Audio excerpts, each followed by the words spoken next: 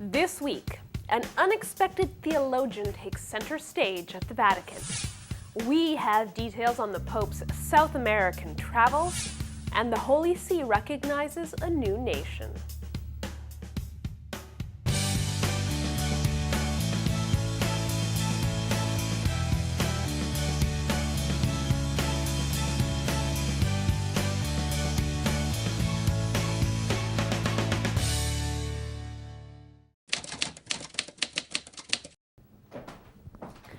Hello and welcome to this edition of Vatican Connections. We got details on the Pope's South American travels and we'll be taking a look at that itinerary in depth later on in the program. But first, the Church's aid organization, Caritas, gathered in Rome this week for its General Assembly. The theme is One Human Family Caring for Creation. Now, Caritas is actually a confederation of church-run aid organizations around the world. Most of the meeting will be behind closed doors, but it started with a press conference that included Father Gustavo Gutierrez, who was scheduled to give the keynote address at the assembly. Father Gutierrez is often referred to as the father of liberation theology. He said, while our society is post many things, postmodern, post this, post that, society is not post poverty. The current president of Caritas International, Cardinal Oscar Rodriguez Maradiaga, said the organization's first role is to educate Christians that the goods of the earth are not meant to be hoarded, but are meant to be shared with one's neighbors through love and service. Caritas Secretary General Michel Roy said the assembly would focus on 5 key themes: the Church for the poor, emergency response, promoting human dignity, global solidarity, and strengthening the weaker members of the Confederation. The Caritas Assembly runs until May 17th. The Vatican has officially recognized Palestine as a state. An agreement between the Holy See and Palestine was finalized this week, but has not yet been signed by either party. This is, however, the first legal document between the Holy See and Palestine. Now, in 2012, the Vatican welcomed the UN's decision to recognize the state of Palestine, and during Pope Francis's 2014 visit to the Holy Land, he referred to Mahmoud Abbas as the president of the state of Palestine. The Israeli Foreign Ministry issued a statement Wednesday saying the move distances Palestinian leaders from returning to bilateral negotiations. Pope Francis will visit Cuba from September 19th to 22nd this year. The dates were announced by the Cuban bishops. The Pope is expected to visit 3 Cuban cities: Havana, Holguin, and Santiago. Holguin is the location of the shrine to Our Lady of El Cobre, the national Marian devotion. And the announcement came shortly after Raul Castro met with Pope Francis at the Vatican, and we'll have more details on that meeting coming up later. The Vatican also released the full itinerary for the Pope's visit to Ecuador, Bolivia, and Paraguay in July. The Pope will visit La Paz, the administrative capital of the country, famous for its high altitude. Now, it's more than 3,600 meters above sea level. Pope Francis will only be in La Paz long enough to make a few courtesy visits before flying to Santa Cruz de la Sierra. And we're going to take a closer look at the Pope's South American travel plans and why they're so significant a little later in the program. So stay with us for that. The Papal Nuncio to South Sudan made a visit to the country this week. Archbishop Charles Balvo is the nuncio not only to South Sudan, but also to Kenya, Cook Islands, Samoa, and Nauru. He lives at the nunciature in Nairobi, Kenya. Now, he arrived in Juba on Monday and told a local radio station that he would be meeting with the diplomatic corps living in Juba to learn about their experiences and find out what the possibilities are for peace in the country. South Sudan became independent in 2011, and according to the nuncio, different tribal factions in the country started fighting against each other. Pope Francis has repeatedly called for an end to violence in the country, so we'll see what develops after the nuncio's visit. And finally, This week was the Feast of Our Lady of Fatima. Pope Francis has told bishops from Portugal that he plans to visit the shrine at Fatima in 2017 to mark the 100th anniversary of the apparitions. Remember, Pope Francis made the same promise at Aparecida, Brazil back in 2013. So as long as his health stays the way it is, we already know 2 of the trips the Pope will make in 2017. This week, the Vatican released the full itinerary for the Pope's visit to Ecuador, Bolivia, and Paraguay. Among other stops, in Ecuador, Pope Francis will visit a church founded by the Jesuits and a care home run by the Missionaries of Charity. In Bolivia, he will spend a few hours in La Paz, the city known for its dizzyingly high altitude, and visit a notoriously violent prison in Santa Cruz de la Sierra. In Paraguay, he will visit a barrio so poor the access roads are not yet paved. Now, to talk more about the significance of the Pope's visit, we're joined by José Sierra, the communication director for Oevres Pontificales Missionaires, or the Pontifical Missionary Societies of French-speaking Canada. José, the Pope is visiting Ecuador, Bolivia, and Paraguay. Tell us a little bit about the significance of these countries and why these 3 countries might be on the Pope's radar. It's just about covering the whole continent in the lapse of a couple of months. So I think his mission is actually to speak to the whole continent. He's going to the peripheries. We're going to see a lot of that. And something else I'd like to point out is that we have, first of all, a missionary pope who's going to visit missionary countries, Ecuador, Bolivia, and Paraguay. And second of all, he's a Spanish-speaking pope. So I expect Francis to say, to have a very clear and powerful message.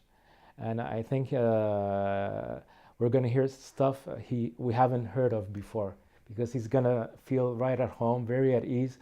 And he's actually been to these 3 countries in the past. Right, so let's focus on Bolivia now. That's an area you know well. What is drawing Pope Francis's attention to Bolivia, and what do we need to know about that country? And it's actually a very, very poor country. I found out that after Haiti, Bolivia is the second poorest country in the continent of America. And half of the population are kids. So if you can just imagine that and put it into a context, we're talking about a young country with a lot of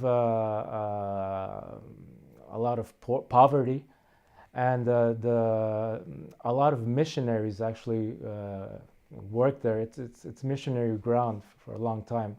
The theme of this visit over there is they use the word reconciliación, which means, well, reconciliation, because of the problems of church and state. The church, which tries to help the poor and so on, but at the same time we have political problems, and they've been looking for years and years to have a sort of common ground. So that's something that the visit of the Pope is expecting. They expect the Pope to say something about that. And for the church's hope is that this visit will help in the years to come, help the people actually rediscover their faith, relive their faith, if I can say that. Yep. Now, you mentioned tensions between church and state. Just briefly, tell us about those tensions. Well, we have the actual president, Evo Morales, who's leading the country, and well, we have some some arguments about, well, what he wants to do and what the church would like him to do. I know that he's for the poor and that, and he's for the environment, but, well, there's actually problems about the environment, because we have companies and other people that come to Bolivia to exploit the earth and all. So that from the church's point of view, that poses questions. Great. Thank you for speaking with us, Jose. Thank you very much. Thank you for having me. That was Jose Sierra of the Pontifical Missionary Society of French-speaking Canada, an organization of the Pontifical Council for the Evangelization of Peoples. Let's take a look at what Pope Francis has been doing this week. Over the weekend, the Pope had a private meeting with Cuban President Raul Castro. The meeting took place in a study off the Synod Hall and lasted almost an hour. Catholic News Service has the details. Pope Francis and Cuban President Raul Castro spent close to an hour with each other Sunday. The Cuban leader, who said he reads all the Pope's speeches, came away impressed. I said that if the Pope continues to talk as he does, sooner or later I will start praying again and return to the Catholic Church. And I am not kidding. I am a communist. The Cuban Communist Party did not allow it, but it is being allowed now. It is a step forward. Castro met reporters later in the day after a meeting with the Italian Prime Minister. He told the media Pope Francis is a Jesuit, but in a way he is too, since he went to Jesuit schools as a youth. Pope Francis is scheduled to visit Cuba in September, immediately before traveling to the United States. Castro said he would attend all the Pope's masses in his nation. The Cuban leader came to the Vatican to discuss plans for the papal trip, but also to thank Pope Francis for the active role he played in improving relations between the United States and Cuba. In December, Castro and U.S. President Barack Obama announced that their nations were working toward reestablishing official diplomatic relations. If we can continue to move forward and seize this momentum in pursuit of mutual interests, then better relations between the United States and Cuba will create new opportunities for cooperation across our region for the security and prosperity and health and dignity of all our people. Both leaders credited Pope Francis with helping to secure the deal through his letter writing and by hosting a secret meeting at the Vatican between Cuban and U.S. representatives last fall. On Tuesday, the Pope met with the bishops of Togo. In a written text delivered to the bishops, he said they should preserve the positive aspects of family life in Africa and share these things with the Synod on the Family scheduled for this fall.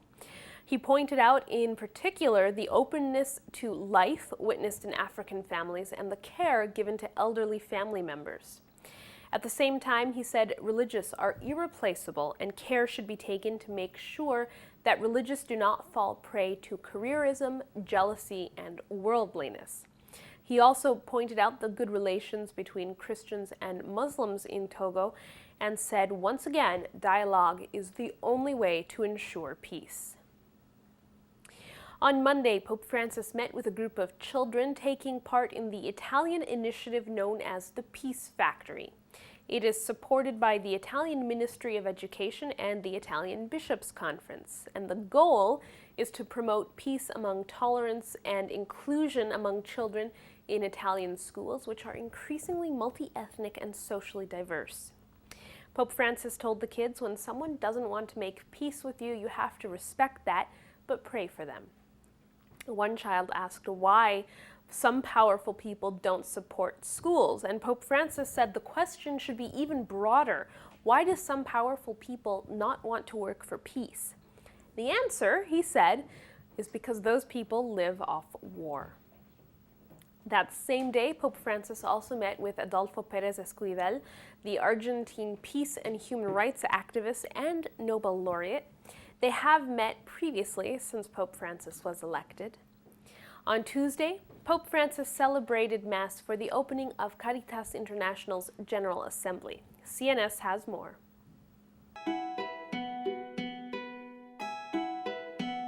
Tanta gente aspetta anche oggi di mangiare a sufficienza. Il pianeta ha cibo per tutti, ma sembra che manchi la volontà di condividere con tutti. Fare quello che possiamo perché tutti abbiano da mangiare, ma anche ricordare ai potenti della terra che Dio li chiamerà a giudizio un giorno e si manifesterà se davvero hanno cercato di provvedere il cibo per Lui in ogni persona e se hanno operato perché l'ambiente non sia distrutto ma possa produrre questo cibo. Caritas è Chiesa in moltissime parti del mondo e deve trovare ancora più diffusione anche nelle diverse parrocchie e comunità per rinnovare quanto è avvenuto nei primi tempi della Chiesa. Infatti, la radice di tutto il vostro servizio sta proprio nell'accoglienza semplice e obbediente di Dio e nel prossimo. Questa è la radice. Se si toglie questa radice, Caritas muore. Caritas rivela dunque la forza dell'amore cristiano e il desiderio della Chiesa di andare incontro a Gesù in ogni persona, soprattutto quando è povera e soffre. Questo è il cammino che abbiamo davanti e con questo orizzonte auspico che possiate svolgere i lavori di questi giorni. Wednesday was the general audience, and again Pope Francis continued a series of talks on the family. This time he focused on the 3 most important words in family life. Here's more from CNS.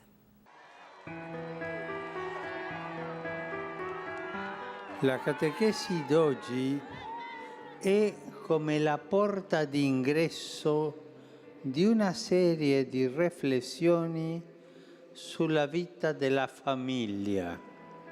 Su questa porta d'ingresso sono scritte 3 parole: permesso, grazie, scusa. La loro mancanza a poco apre delle crepe che possono farla persino crollare. Noi le intendiamo normalmente come le parole della buona educazione. Va bene, una persona ben educata chiede permesso, dice grazie o si scusa, si sbaglia. Però attenzione, nella storia abbiamo conosciuto anche un formalismo delle buone maniere. Nemmeno la religione è al riparo da questo rischio che fa scivolare l'osservanza formale nella mondanità spirituale. Il diavolo che tenta Gesù sfoggia buone maniere. Noi invece intendiamo la buona educazione nei suoi termini autentici, dove lo stile dei buoni rapporti è saldamente radicato nell'amore del bene e nel rispetto dell'altro. And Thursday was a holiday at the Vatican, the Feast of the Ascension, and a special free concert was held at the Paul VI Audience Hall, organized by the Office of the Papal Almoner and sponsored by the Pontifical Councils for Culture and for the New Evangelization, as well as the St. Matthew Foundation. The concert featured arias from an opera based on Dante's Divine Comedy, which was written by Monsignor Marco Frisina. Now, Marco Frisina is the director of the choir of the Diocese of Rome and the composer of the now iconic hymn, Jesus Christ, You Are My Life, which was composed for World Youth Day held in Rome in the year 2000. Free tickets were distributed to parishioners at Roman parishes, and the front rows were reserved for the less fortunate, especially those who get regular help from the Papal Almoner's office. There were a few nominations and resignations around the church this week. Let's take a look at what those were.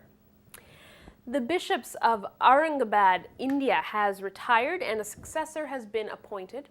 Father Ambrose Rabello becomes bishop of that diocese. The Diocese of 9 de Julio in Argentina has a coadjutor. Bishop Ariel Torrado Mosconi has been named to that position and will prepare to eventually take over the diocese. Chuquibamba, Peru has a new bishop prelate. Father Jorge Izaguirre Rafael has been named to lead this territorial prelature. And in Nottingham, England, Monsignor Patrick McKinney has been named to lead the diocese. His episcopal ordination will take place July 3rd.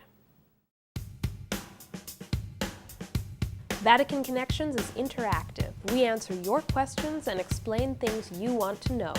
You can reach us on Twitter at VatiConnections or by email at info@saltandlighttv.org. We'll try our best to answer your questions during this part of our show.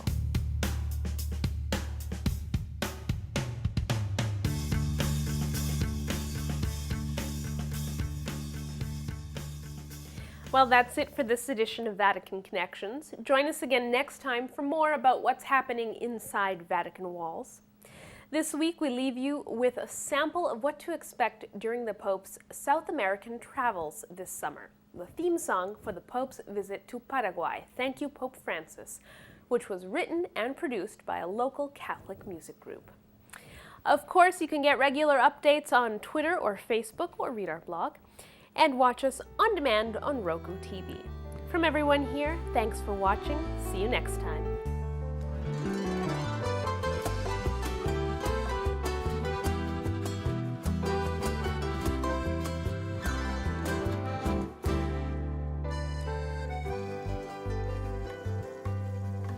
Desde el corazón de América del Sur, tierra de valientes y raza guaraní, hoy el pueblo grita jubiloso, está entre nosotros el apóstol del Señor. Paraguay se alegra por tener esta gracia que nos trae tu visita, que ilumina la nación. Nuestras vidas se llenan de esperanza, de sueños y anhelos de un país mejor. Niños, jóvenes y ancianos cantan llenos de gozo a una sola voz. Gracias, Santo Padre, mensajero de alegría y paz.